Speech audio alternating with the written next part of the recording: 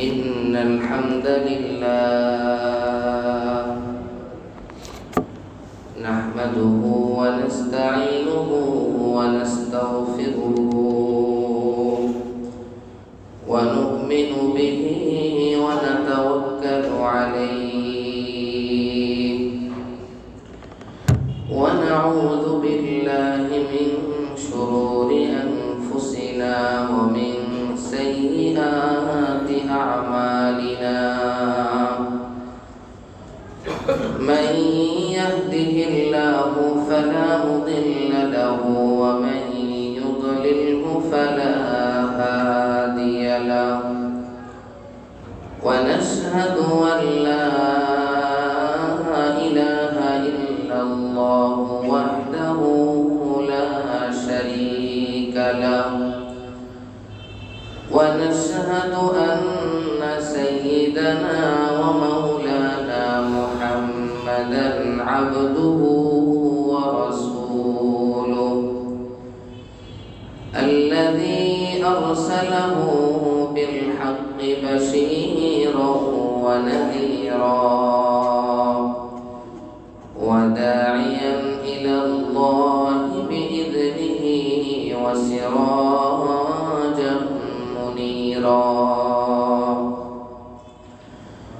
أما بعد فأعوذ بالله من الشيطان الرجيم بسم الله الرحمن الرحيم يا أيها الذين آمنوا توبوا إلى الله توبة نصوحا عسى ربكم أن يكفر عنكم سيئاتكم ويدخلكم جنات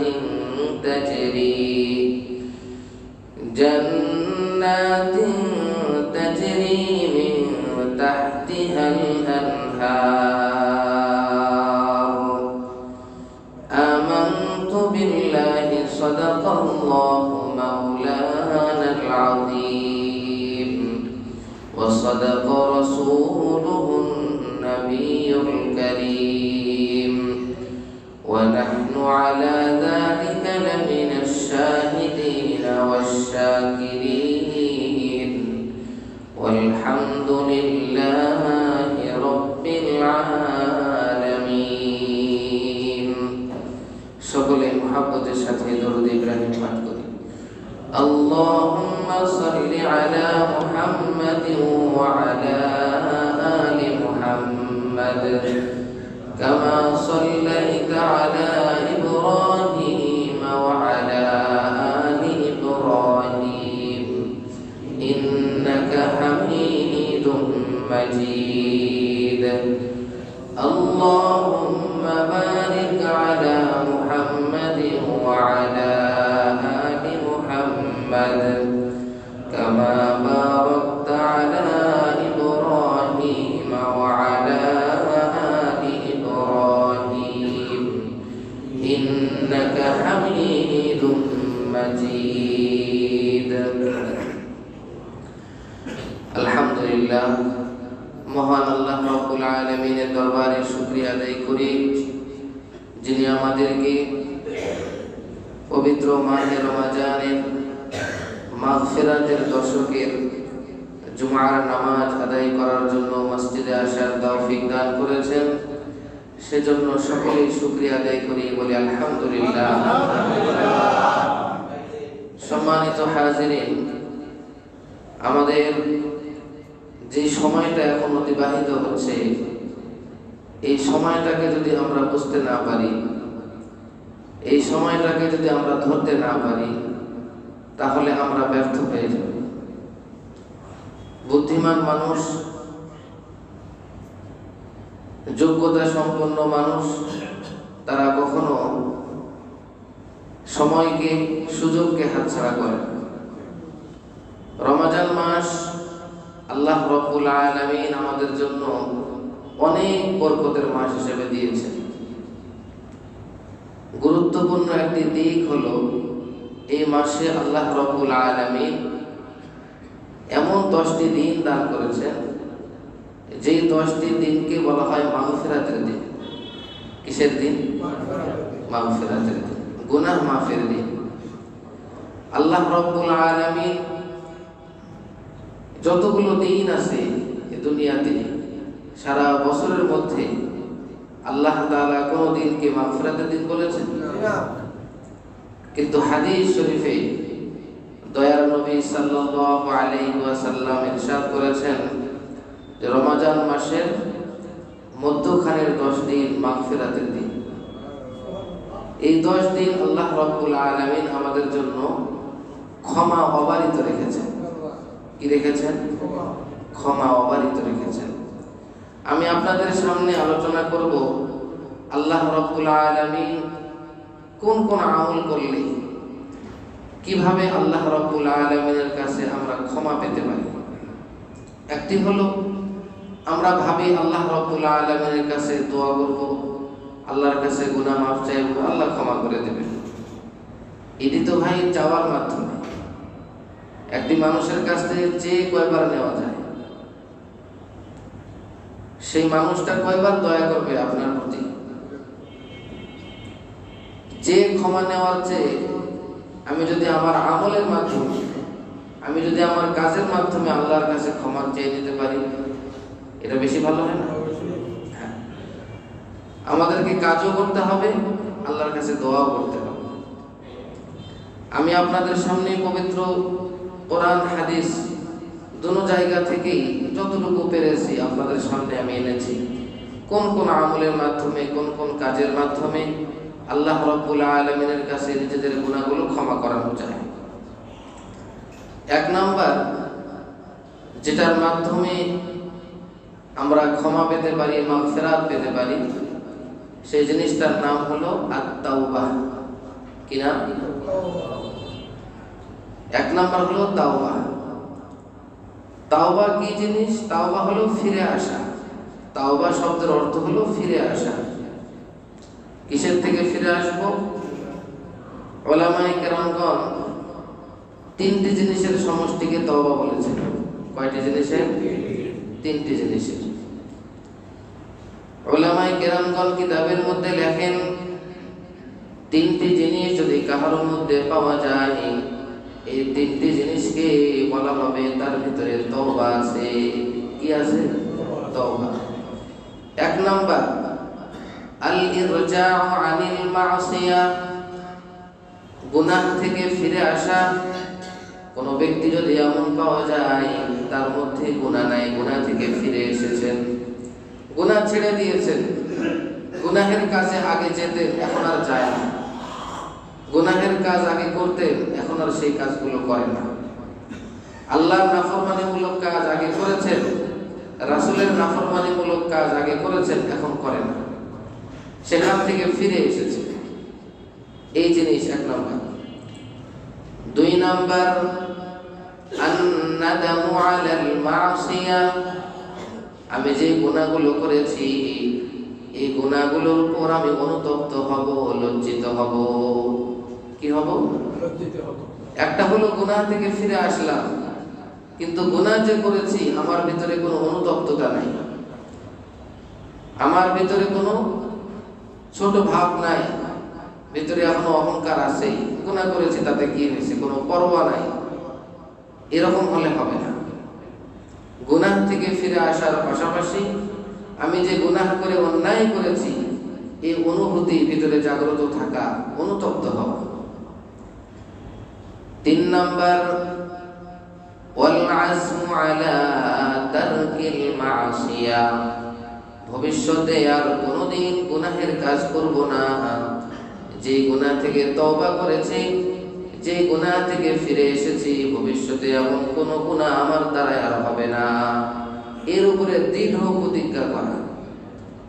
তাহলে গুনাহ থেকে ফিরে এসে গুনাহের উপর অনুতপ্ত থেকে ভবিষ্যতে কোনোদিন গুনাহের কাজ করব না, এই বিষয়ে দৃঢ় প্রতিজ্ঞা যদি করা যায় তাহলে বোঝা যাবে এই ব্যক্তি তওবা করেছে। এই তিনটি জিনিসের নাম তওবা। এর পাশাপাশি উলামায়ে কেরামগণ বলেছেন, যদি আমরা অন্যায় করে থাকি কোনো বান্দার সাথে, গায়রুল্লাহর সাথে, আল্লাহ ছাড়া কোনো মাখলুকের সাথে, কোনো মানুষের সাথে যদি আমরা অন্যায় করে থাকি, জবান দ্বারা হোক, হাত দ্বারা হোক, যেভাবে হোক, মানুষের সাথে অন্যায় যদি করে থাকি, তার কাছ থেকে যদি মাফ চেয়ে নেওয়া যায়, মাফ চেয়ে নেওয়া, অন্যথায় তার হক আদায় করে দিতে হবে। একটি মানুষের আমি হক মেরে খেয়েছি, টাকা আত্মসাৎ করেছি, জমি আত্মসাৎ করেছি, মান সম্মান হানি করেছি। আপনি যে ধরনের অন্যায় করেছেন একটি মানুষের সাথে, যদি হক মেরে থাকেন তাহলে হকটা দিয়ে দিতে হবে। সব জায়গায় মাপ চাইলে চলে না। আর যেখানে কষ্ট দিয়েছেন সেটার জন্য মাপ চাইবেন, কিন্তু কোনো হক মেরে খাইলে তার হকটা দিতে হবে। তাহলে আল্লাহর ক্ষেত্রে তিনটি জিনিস।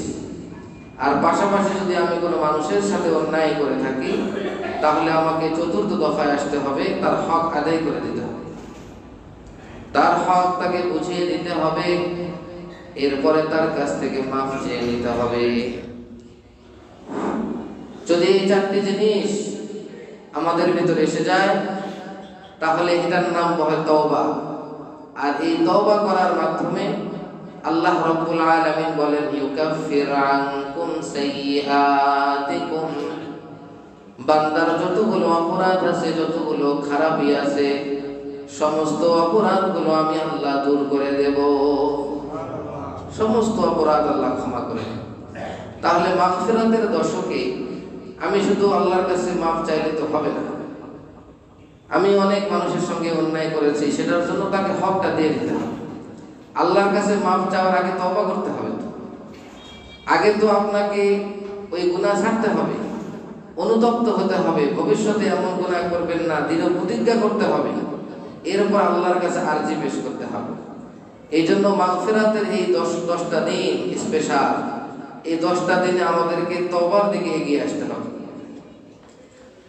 2 নাম্বার, এই 10টা দিনে আল্লাহ রাব্বুল আলামিনের কাছে যদি নিজের গুনাহ মাফ চেয়ে নিতে হয়, তাহলে আমাদেরকে ইস্তিগফার করতে হবে। কি করতে হবে? 1 নাম্বার ছিল তওবা, 2 নাম্বার হলো ইস্তিগফার। ইস্তিগফার শব্দের অর্থ আল্লাহর কাছে গুনাহটা মাফ চাইতে হবে। আপনি গুনাহ যদি মাফ না চান, তাহলে তো আপনি আল্লাহর কাছে ছোট হলেন। আল্লাহ চায় বান্দা আমার কাছে নত হোক, বান্দা আমার কাছে ছোট হোক। আপনি গোপনে হন, রাতের বেলায় হন, একা ঘরে দরজা জানালা লাগিয়ে দিয়ে আল্লাহর কাছে ছোট হয়, সমস্যা নেই। মানুষের সামনে ছোট হতে হবে না, আল্লাহর কাছে মাফ চাইতে হবে।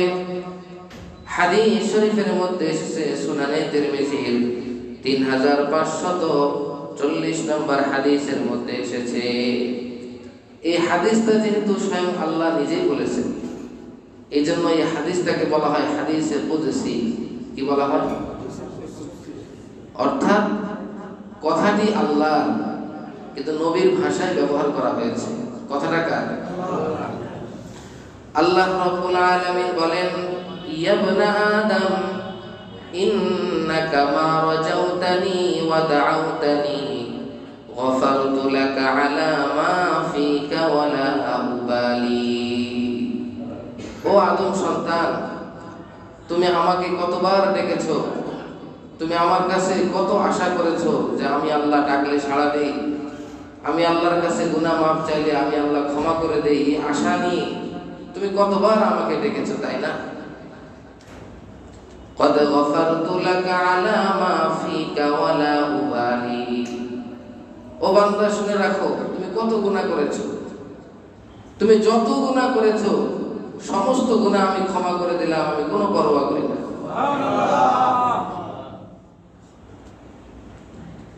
তাহলে আমি কত গুনাহ করতে পারি?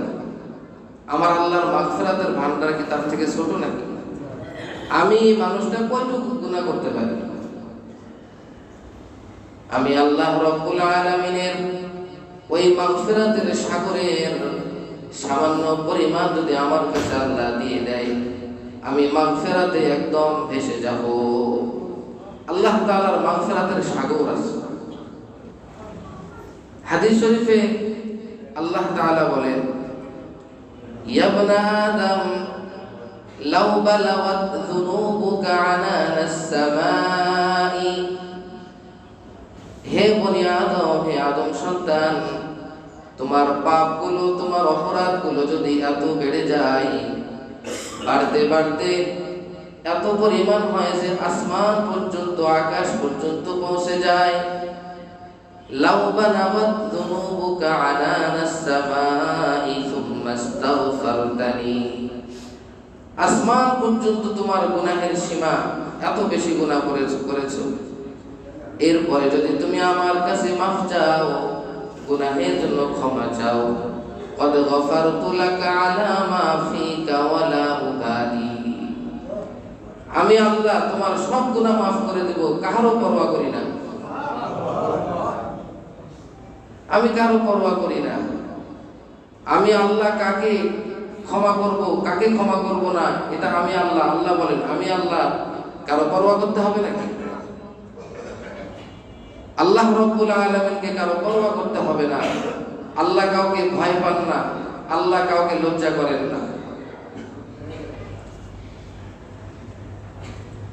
হাদিস শরীফে আরো ইরশাদ হয়েছে, মহান আল্লাহ বলেন, ইয়া ইবনা আদম লাউ আতাইতানি বিতুরাবিল আরদি খাতায়া, হে বনি আদম, তুমি যদি এত গুনাহ করো যে দুনিয়ার কোনো জমিন খালি নাই, সব জায়গায় তুমি অপরাধ করে বেরিয়েছো, পুরা জমিনটা যদি তুমি গুনাহ করে ফেলো, লা আতাইতুকা বিতুরাবিল আরদি মাগফিরাতান, তাহলে এই জমিনটা ভরে, এই জমিন সব সমপরিমাণ মাগফিরাত নিয়ে আমি তোমার কাছে হাজির হব।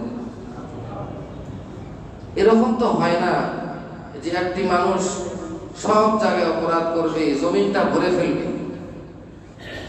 এত অপরাধ তো বান্দা করতে পারবে না। আল্লাহ তাআলা বুঝাইলেন, তুমি অপরাধ কত জায়গায় করেছো, কতখানি করেছো, দুনিয়াটা ভরে যাবে। দুনিয়াটা যদি গুনাহের কারণে ভরে যায়, আর পরিমাণটা যদি আসমান পর্যন্ত হয়, আমি আল্লাহ তোমার জীবনের সব গুনাহ মাফ করে দেব, কাহারও পরোয়া করব না। আল্লাহ কাহারও পরোয়া করবেন না। তো যে আল্লাহ কাউকে ডরায় না, যে আল্লাহ কাউকে ভয় পায় না, যে আল্লাহ কাহারও পরোয়া করে না, সে আল্লাহ রাব্বুল আলামিন আপনাকে আমাকে ক্ষমা করার জন্য বসে আছেন শুধু ইস্তেগফারের অপেক্ষায়। ইস্তেগফার করব না আল্লাহর কাছে? অবশ্যই আমরা আল্লাহ রাব্বুল আলামিনের কাছে বেশি থেকে বেশি ইস্তেগফার করব। মাগফিরাতের 10 দিন, গুনাহ মাফ চাওয়া সবচেয়ে বড়। গুনাহ যদি মাফ না হয়, শেষ দশকে আল্লাহ জান্নাত দিবেন, জাহান্নাম থেকে মুক্তি কি করে দিবেন? আপনার আমলনামায় যদি গুনাহ থাকে, আগে তো গুনাহটা মাফ করে নিতে হবে, ফ্রেশ হতে হবে। গুনাহ মাফ চাওয়ার জন্য অনেক দোয়া, অসংখ্য দোয়া আছে। পবিত্র কালামুল্লাহ শরীফের মধ্যেও আছে, ওয়াকুর রব্বিগফির ওয়ারহাম ওয়া আনতা খায়রুর রাহিমিন। আল্লাহ রাব্বুল আলামিন পবিত্র কালামের মধ্যে দোয়া শিক্ষা দিয়েছেন। ওয়াকুর, হে নবী আপনি বলেন, ইগফির, ওয়াকুর রব্বিগফির, হে আল্লাহ আমাকে ক্ষমা করুন, ওয়ারহাম, আমাকে দয়া করুন, ওয়া আনতা খায়রুর রাহিমিন, আপনি তো উত্তম দয়ালু, সর্বোত্তম দয়ালু। এজন্য আল্লাহ রাব্বুল আলামিনের কাছে কোরআনে যে সকল দোয়া বর্ণিত আছে, হাদিসে যে সকল দোয়া বর্ণিত আছে, এগুলো হলো উত্তম দোয়া, উত্তম মানুষের শেখানো অথবা আল্লাহ তাআলার শেখানো। এগুলো দোয়া আমরা আল্লাহর কাছে বেশি বেশি করব। কমপক্ষে আস্তাগফিরুল্লাহ যে আমরা জানি, এটা পড়ব। নবীজি সাল্লাল্লাহু আলাইহি ওয়াসাল্লাম হাদিসে এসেছে, তিনি কতবার ইস্তেগফার করতেন? 100 বার। কতবার? 100 বার। কোন কোন হাদিসে এসেছে 70 বার, কোন কোন হাদিসে এসেছে 100 বার আমার নবীজি ইস্তেগফার করতেন। আচ্ছা বলুন তো, আমার নবীর কি কোনো গুনাহ ছিল? না। তো ইস্তেগফার করতেন এত বেশি? অনেকগুলো হিকমতের মধ্যে একটি হিকমত এটাও যে বান্দারা উম্মতেরা নবীর আমলটা শিখুক। এই উম্মত প্রতিদিন সকালে যেন 100 বার ইস্তেগফার করে ফজরের নামাজের পর। আচ্ছা, 3 নাম্বার, আল্লাহ রাব্বুল আলামিনের কাছ থেকে নিজেদের গুনাহগুলো ক্ষমা করে নিতে হলে 3 নাম্বার যে আমল, সেটি হলো ইতাআতুর রাসূল, রাসূল করিম সাল্লাল্লাহু আলাইহি ওয়াসাল্লামের আনুগত্যতা। আমার ভিতরে যদি রাসূলের আনুগত্যতা না আসে, রাসূলের সুন্নাত ভালো না লাগে, রাসূলের মহব্বত না থাকলে তার সুন্নাত তো আমার ভিতরে আসবে না। পবিত্র কালামুল্লাহ শরীফে ইরশাদ হয়েছে, কুল ইন কুনতুম তুহিব্বুনাল্লাহ, হে নবী আপনি বলে দিন, যদি তোমরা আল্লাহ রাব্বুল আলামিনকে ভালোবাসতে চাও, আল্লাহর ভালোবাসা অর্জন করতে চাও, ফাত্তাবিউনি, তাহলে আমি নবী মুহাম্মদ সাল্লাল্লাহু আলাইহি ওয়াসাল্লামের ইত্তেবা অনুসরণ করো। আপনি আল্লাহর ভালোবাসা অর্জন করতে চাইলে পূর্ব শর্ত কি? নবী করিম সাল্লাল্লাহু আলাইহি ওয়াসাল্লামের ইত্তেবা অনুসরণ, তার মতো জীবন যাপন করা। তাহলে কি পুরস্কার হবে? ইউহিব্বুকুমুল্লাহু ওয়া ইয়াগফির লাকুম যুনুবাকুম, আল্লাহ রাব্বুল আলামিন তোমাকেও ভালোবাসবেন, তোমার জীবনের সব গুনাহ মাফ করে দিবেন। পবিত্র কালামুল্লাহ শরীফের এই আয়াত থেকে আমরা বুঝতে পারি যে আমি যদি আমার নবীর সুন্নতের অনুসরণ করি, তাহলে আমি আল্লাহর ভালোবাসাও পাবো এবং আমার জীবনের গুনাহগুলো ক্ষমা পাবো। তাহলে 3 নম্বর কাজ কি? রাসূল করিম সাল্লাল্লাহু আলাইহি ওয়াসাল্লামের সুন্নতের অনুসরণ। 4 নম্বর, والصلاة في الليل الآخر والدعاء إلى الله تعالى, আমি যদি আমার জীবনের গুনাহগুলো ক্ষমা করে নিতে চাই, তাহলে আমাকে একটু পরিশ্রম করতে হবে। পরিশ্রমটা হলো, দুনিয়ার সকল মানুষ যখন রাত্রিবেলায় ঘুমিয়ে যায়, শেষ রজনীতে দুনিয়ার সকল মাখলুক তখন ঘুমন্ত। এমত অবস্থায় আল্লাহ রাব্বুল আলামিন মাগফিরাত নিয়ে দুনিয়ার আসমানে চলে আসে। এই সময় যদি কোন আল্লাহর বান্দা আল্লাহর প্রেমে মত্ত হয়ে সুন্দর রূপে ওযু করে আল্লাহ রাব্বুল আলামিনের সামনে দাঁড়ায়, নামাজ শেষ করে আল্লাহ রাব্বুল আলামিনের দরবারে চোখের পানি ছেড়ে দিয়ে যদি কান্না করে গুনাহ মাফ চায়, আল্লাহ রাব্বুল আলামিন তাকে ক্ষমা করে দেবে। এটি হাদিসে স্পষ্ট আছে। নিজের গুনাহ মাফের জন্য একবারও কি আমরা কান্দে দেখেছিলাম? যে আল্লাহর কাছে গুনাহ মাফের জন্য কান্নার কি স্বাদ আর কি মজা! গুনাহ মাফ চাইলে আল্লাহ কত খুশি, আর একদিন কান্নার যে স্বাদ! বড় বড় আল্লাহর ওলি বুজুর্গদেরকে বলা হয়, বড় বড় আল্লাহর ওলি বুজুর্গরা বলে যে আমরা শেষ রাতের যে মজা আর যে দৌলত আর যে স্বাদ আমাদের ভিতরে আছে, দুনিয়ার রাজা বাদশারা এই স্বাদ থেকে পাবে। দুনিয়ার রাজা বাদশারা তাদের বাদশাহীর চেয়ারে কতটুকু স্বাদ পায়, তেমন কোনো স্বাদ নাই।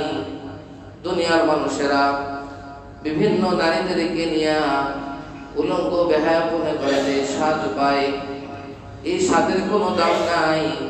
শেষ রাতে আল্লাহ রাব্বুল আলামিনের সামনে নামাজ পড়া, জিকির করার কান্নার মাঝে কি স্বাদ, কত স্বাদ আছে, এটা আল্লাহ ওয়ালারা ভালো জানে। এই জন্য এই মজা নেওয়ার জন্য আগে তো উঠতে হবে, শেষ রাতে নামাজ পড়তে হবে, জিকির করতে হবে, তেলাওয়াত করতে হবে, এরপরে কান্না শুরু করে দিতে হবে। দিল থেকে কেউ দেখছে না, আমার আল্লাহ দেখতেছে। আপনার দোয়া কবুল হইল কিনা সেটা বড় ব্যাপার না, আপনি যা চাচ্ছেন আপনার কাঙ্ক্ষিত বিষয় হাতে আসলো কিনা সেটা ব্যাপার না, কিন্তু আপনি যে শেষ রাতের দৌলত পেয়ে গেলেন, শেষ রাতে প্রতিদিন উঠতে পারেন, শেষ রাতে আল্লাহ রাব্বুল আলামিনের কাছে নিজের গুনাহগুলো মাফ চাইতে পারেন। এই কয়জন দুনিয়ার বান্দার গুনাহগুলো মাফ চাইতে পারে? আমাদের মধ্যে কয়জন বান্দা আছে শেষ রাতে উঠে চাইতে পারে গুনাহ মাফ পাইলাম বা না পাইলাম, আমার কাঙ্ক্ষিত বিষয় হাতে আসলো বা না আসলো সেটা পরেকার কথা। কয়জন বান্দা শেষ রাতে উঠে কাঁদতে পারে? আমার আল্লাহ রাব্বুল আলামিন তিরমিজি শরীফের হাদিসে আছে, রাতকে 3 ভাগ করে 2 ভাগ চলে যাওয়ার পরে শেষের ভাগে আল্লাহ তাআলা দুনিয়ার আসমানে চলে আসেন প্রত্যেক রাতে। এসে বলে, আলা মিন মুস্তাগফিরিন ফাগফিরলা, আসো কি গো দুনিয়াবাসী, আমার কাছে নিজের জীবনের গুনাহগুলো মাফ চাই, আমি তার জীবনের গুনাহগুলো ক্ষমা করে দেব। আল্লাহর ওয়াদা বাস্তবায়ন হবে। আপনি ওঠেন না, আপনি শেষ রাতে উঠুন, তাহাজ্জুদ পড়ুন, নামাজ পড়ুন, আল্লাহর কাছে চোখের পানি ছেড়ে দোয়া করুন। এটা হাদিসে আছে, আল্লাহ তাআলা বলেছেন, আলা মিন মুস্তাগফিরিন ফাগফির, আসো কি কেউ নিজের গুনাহ মাফ চায়, আমি তাকে ক্ষমা করে দেব। তাহলে নিজের গুনাহ মাফ চেয়ে নিতে হবে এই 10 দিনের মধ্যে। 4 নম্বর আমল কি বললাম? শেষ রাতে উঠে নামাজ এবং দোয়া। 5 নাম্বার, আল্লাহ রাব্বুল আলামিনের সন্তুষ্টির জন্য আযান দেওয়া। হাদিস শরীফের মধ্যে ইরশাদ হয়েছে, নবীজি সাল্লাল্লাহু আলাইহি ওয়াসাল্লাম ইরশাদ করেছেন, আল মুআদ্দিনু ইউগফারু লাহু মাদা সাওতিহি ওয়া ইয়াশহাদু লাহু কুল্লু রাতবিন ওয়া ইয়াবিসিন। যারা আযান দেয়, ইউগফারু লাহু মাদা সাওতিহি, তার আযানের আওয়াজ যত দূর পর্যন্ত চলে যায় এতগুলো মাগফিরাত আল্লাহ তাকে দান করে। ওয়া ইয়াশহাদু লাহু কুল্লু রাতবিন ওয়া ইয়াবিসিন, তার এই আযানের শব্দ পৃথিবীর যত তরল পদার্থ আছে এবং যত শুষ্ক পদার্থ আছে, দুনিয়াতে তাকায় দেখবেন হয় কোনটা শুকনা অথবা ভিজা। যত তরল পদার্থ কিংবা শুকনা পদার্থ আছে, কাল কিয়ামতের মাঠে এই সকল জিনিস মুয়াজ্জিনের ব্যাপারে সাক্ষ্য প্রদান করবে। এর যেহেতু হাদিস শরীফে এসেছে, আবু দাউদ শরীফের 515 নম্বর হাদিস, সুতরাং এই হাদিস অনুযায়ী কোন ব্যক্তি যদি আল্লাহর সন্তুষ্টির জন্য আযান দেয়, আল্লাহ রাব্বুল আলামিন তাকে ক্ষমা করে দেবেন। তো মাগফিরাতের দশকে একটু সিরিয়াল দিয়ে আযান দেওয়া দরকার না? হাদিসের উপর আমল করে যদি আল্লাহ ক্ষমা করে দেন, দিতে পারেন তো? আল্লাহ তাআলা তৌফিক দান। 6 নাম্বার, ওয়াসসালাতু ইনদাত তাওবা। হাদিস শরীফের মধ্যে এসেছে, মা মিন আবদিন ইউযনিবু যামবান ফায়ুহসিনুল ওযুআ ফায়ুসাল্লি রাকাতাইন। কোন আল্লাহর বান্দা একটি গুনাহ হয়ে গেছে, গুনাহ হয়ে যাওয়ার পরে অনুতপ্ত হয়েছে যে হায় আমি তো অপরাধ করলাম। এখন এই গুনাহ থেকে তওবা করার জন্য সে ব্যক্তি ভাবলো আমি আল্লাহর কাছে নামাজ পড়ে ক্ষমা চাবো। এটাকে সলাতুত তাওবা বলে। কি বলে? সলাতুত তাওবা।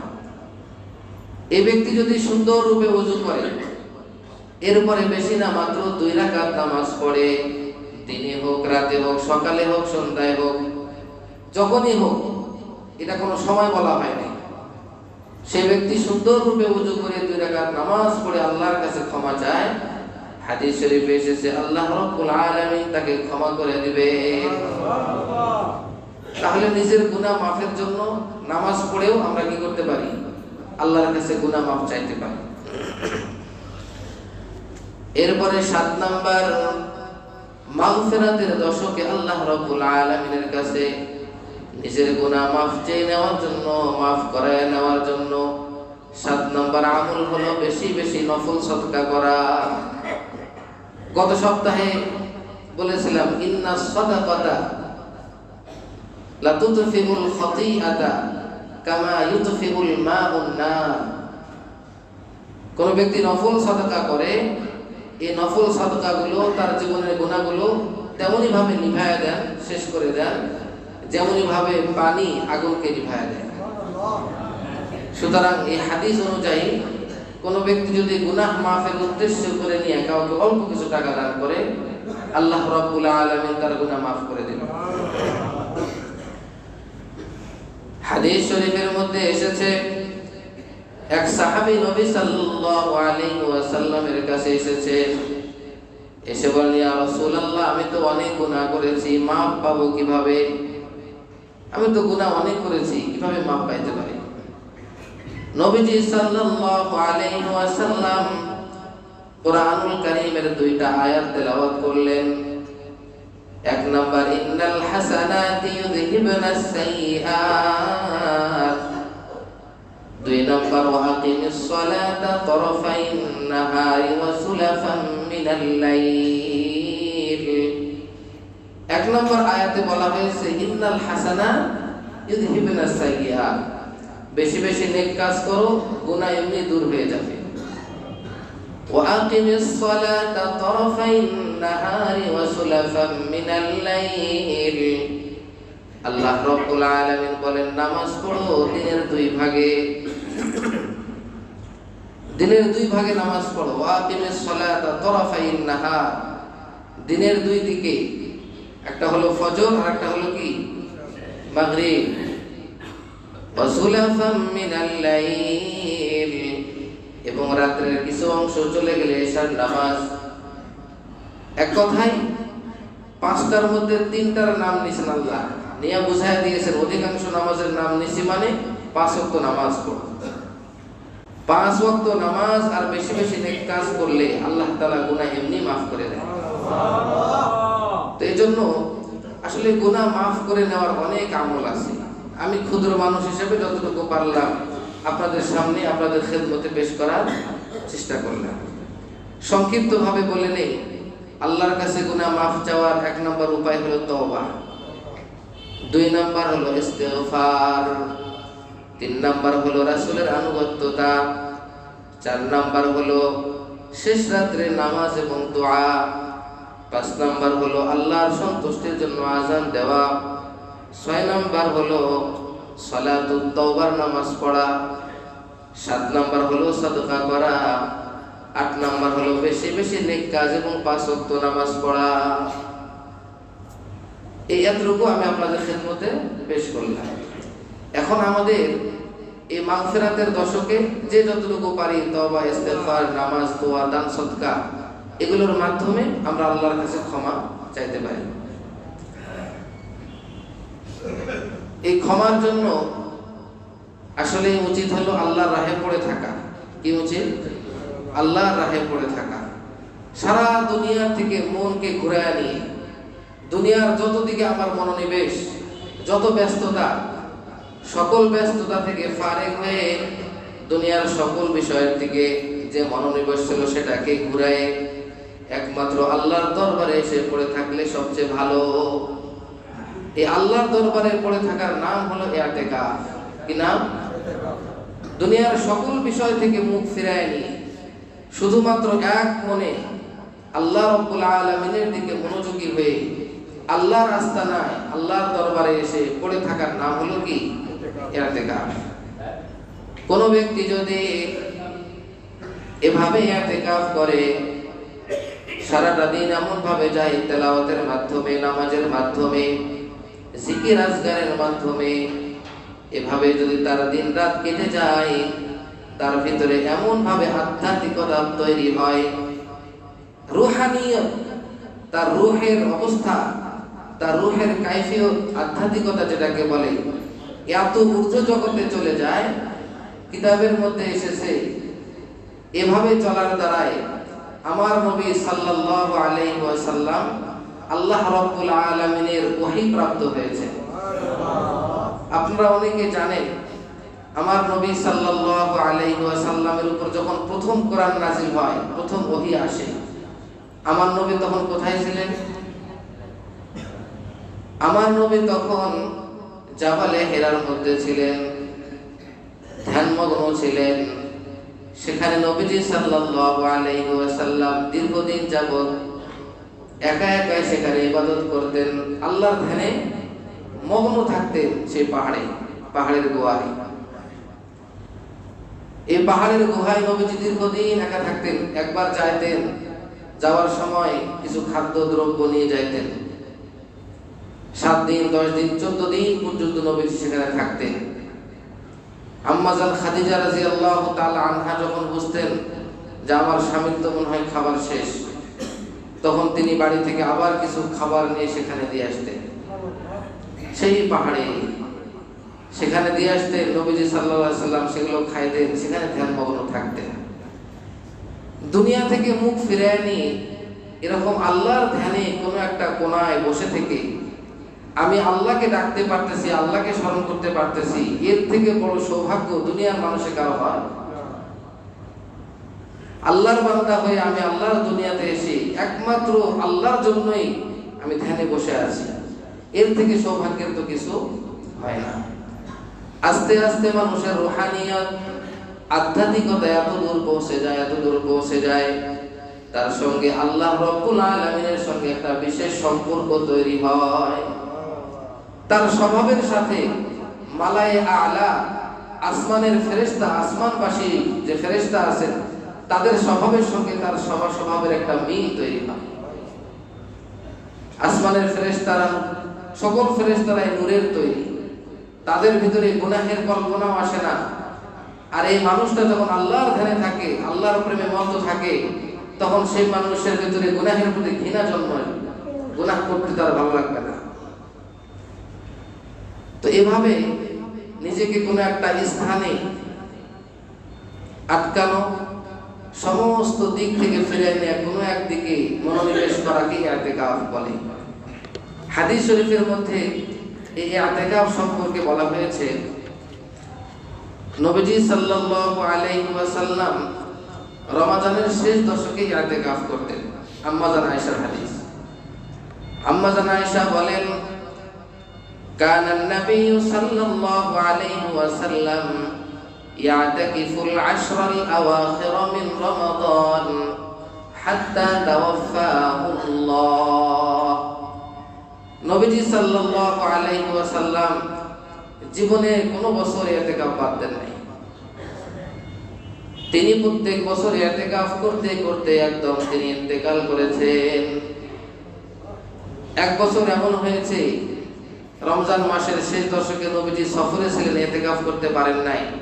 সেজন্য নবীজি তার পরের বছর রমজানে 20 দিন ইতিকাফ করেছেন। কয় দিন? 20 দিন ইতিকাফ করেছেন।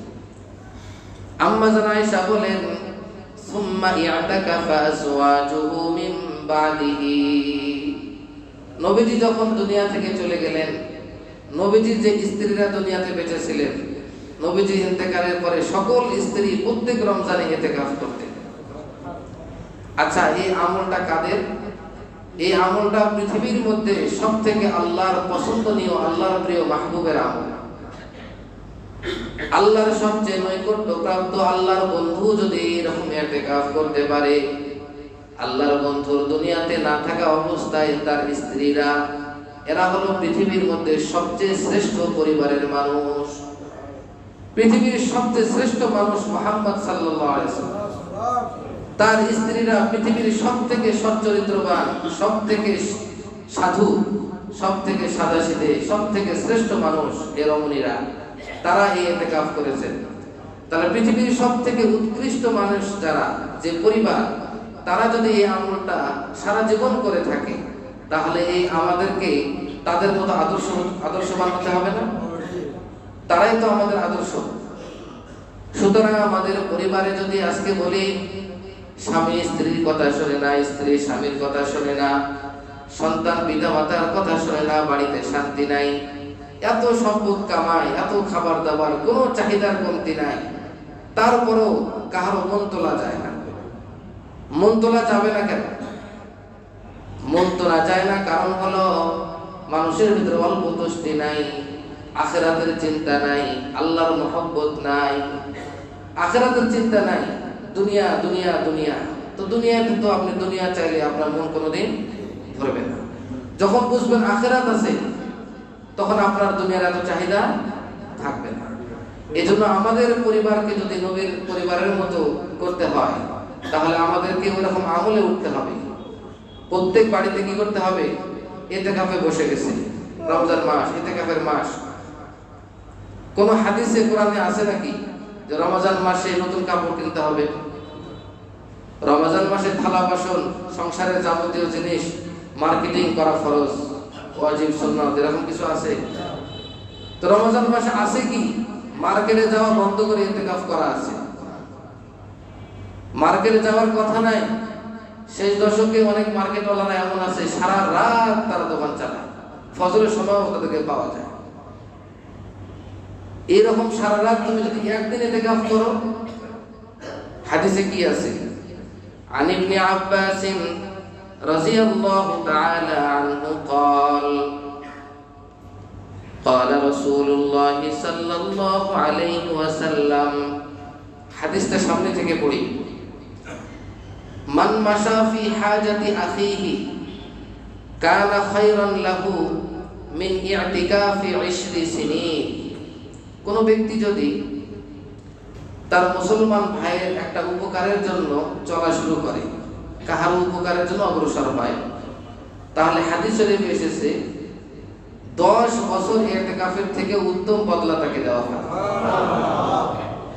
এরপরে বলা হয়েছে মান ইতাকাফা ইয়াওমান ইবতিগা ওয়াজহিল্লাহ জাআলাল্লাহু বাইনাহু ওয়া বাইনান নারি সালাসা খানাদিকা আবআদু মিম্মা বাইনাল খাফিকাইন। কোন আল্লাহর বান্দা যদি একদিন, 10 দিন না, কয়দিন? একদিন যদি আল্লাহর সন্তুষ্টির জন্য ইতিকাফ করে, আল্লাহর সন্তুষ্টির জন্য ইতিকাফ যদি করে, আল্লাহ রাব্বুল আলামিন তার মাঝে এবং জাহান্নামের মাঝে 3টি খন্দক খুঁড়ে দেন। কয়টি খন্দক? এর বাংলা হলো পরীক্ষা, খন্দকও বলে, এর বাংলা কি? পরীক্ষা, কূপ। এই কূপগুলো কেমন? প্রত্যেকটা কূপ আবআদু মিম্মা বাইনাল খাফিকাইন, এই পৃথিবীর পূর্ব থেকে পশ্চিম দিগন্ত যতখানি প্রশস্ত চওড়া, পৃথিবীর পূর্ব থেকে পশ্চিম প্রান্ত পর্যন্ত যত বড়, এত বড় 3টা কূপ খনন করে দেন। এই হাদিসের ব্যাখ্যায় কি এসেছে?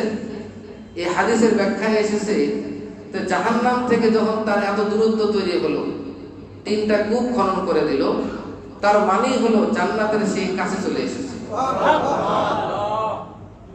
তাহলে আল্লাহর সন্তুষ্টির জন্য একদিন ইতিকাফ করলে আপনি জান্নাত পাবেন। এটা হাদিসে আছে না হাদিসের ব্যাখ্যায় আছে? হাদিস তো বুঝতে হবে, তারপর না বয়ান করতে হবে। তো এই হাদিসের ব্যাখ্যা হলো এরকম, 3টা পরীক্ষা, 3টা খন্দক দূরত্ব হবে। কোন কোন ব্যাখ্যাকারী বলেছেন আসমান জমিন যত দূরত্ব, আবআদু মিম্মা বাইনাল খাফিকাইন, প্রত্যেকটা কূপ হবে এরকম আসমান জমিনের দূরত্ব। আল্লাহ রাব্বুল আলামিন এরকম ফজিলত দান করেছেন ইতিকাফকারীকে। হাদিস শরীফে ইরশাদ হয়েছে عن ابن عباس رضي الله تعالى عنه أن رسول الله صلى الله عليه وسلم قال في المعتكف هو يعتكف الذنوب ويجرى له من الحسنات كعامل الحسنات كلها। নবীজি সাল্লাল্লাহু আলাইহি ওয়াসাল্লাম ইতিকাফকারী ব্যক্তি সম্পর্কে বলেন, ইতিকাফ যে ব্যক্তি করে সেই ব্যক্তি সকল গুনাহ থেকে মুক্ত থাকে। তাহলে ওই সময় তার কোনো গুনাহ হবে না। ওয়ায়ুজরা লাহু মিনাল হাসানাতি কাআমিলিল হাসানাতি কুল্লিহা। দুনিয়াতে থাকা অবস্থায় একসঙ্গে একটা মানুষ কয়টা আমল করতে পারবে? দুনিয়ার সব আমল করা সম্ভব? হ্যাঁ, একটা মানুষের তো সব আমল করা সম্ভব না। হাদিসে বলা হলো ওয়ায়ুজরা লাহু মিনাল হাসানাতি কাআমিলিল হাসানাতি কুল্লিহা। দুনিয়ার যত আমল আছে সকল আমল করার যে সব, সকল সব তাকে দেওয়া হবে। আমি ইতিকাফ করার বাইরে থাকলে, মসজিদের বাইরে থাকলে আমি কি সকল জানাজায় উপস্থিত হই? সকল মানুষ বিপদগ্রস্ত থাকলে তাদের প্রয়োজনে দৌড়াইতে পারি? অর্থাৎ আমার দ্বারা দুনিয়ার সব সব নেক কাজ করা সম্ভব নয়, কিন্তু নবীজি বললেন ওয়ায়ুজরা লাহু মিনাল হাসানাত, দুনিয়ার সকল নেক কাজ তার জন্য চলমান করে দেওয়া হবে। কাআমিলিল হাসানাতি কুল্লিহা, যেমনই ভাবে একটা মানুষ যদি দুনিয়ার সমস্ত নেক আমল করলে তার সব, সেরকম সব তার আমলনামায় দেওয়া হবে। এরপরে নবীজি আরো বলেন, হযরত আলী বিন হুসাইন তিনি তার বাবা থেকে বলেন, মানিয়াতাকা ফাআশরান ফি রমাদানা কানা কাহাজ্জাতাইন ওয়া উমরাতাইন, কোন ব্যক্তি যদি রমজান মাসের শেষ দশকে ইতিকাফ করে তাহলে আল্লাহ রাব্বুল আলামিন তার আমলনামায় 2টা হজ এবং 2টা উমরার সওয়াব দান করে। 2টা হজ 2টা উমরা, জীবনের গুনাহ মাফ হয়, জাহান্নাম দূরে সরে, জান্নাত কাছে আসে, তাই না? নবীজি সাল্লাল্লাহু আলাইহি ওয়াসাল্লামের আমল তার পরিবার ফ্যামিলির আমল। সুতরাং এই আমলটা আমরা কে কে করতে রাজি আছি? আগামী মঙ্গলবার মাগরিবের আগে বসতে হবে, আর ঈদের চাঁদ দেখা গেলে বের হতে হবে। এই ইতিকাফ করার জন্য আল্লাহর কোনো বান্দা কি রাজি আছে? আলহামদুলিল্লাহ, আল্লাহ কবুল করুন। আর কেউ আসেনি? যারা বড় বড় বিজনেসম্যান, ব্যবসায়ী অথবা বড় বড় দুনিয়ার ব্যস্ততায় থাকেন, তারা একটু ব্যবসা থেকেও মুক্তি পাবেন, আবার জাহান্নাম থেকেও দূরে সরা যায়। আছে নাকি? প্রত্যেক বেজর রাত্রি তো আমি আসি, তাছাড়াও তো আসি। আমি তো এমনি মসজিদে বসে থাকি না? ফজরের পরেও বসে থাকি, জোহরের পরেও বসে থাকি, আসরের পরেও বসে থাকি, আমি বসেই থাকি মসজিদে। তাহলে আমাকেও পাইবেন ইনশাআল্লাহ।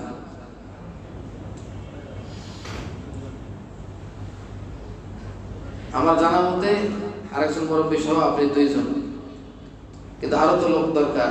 এত কম কেন? আল্লাহ কবুল করুন। জনাব খাজা সাহেব নাকি?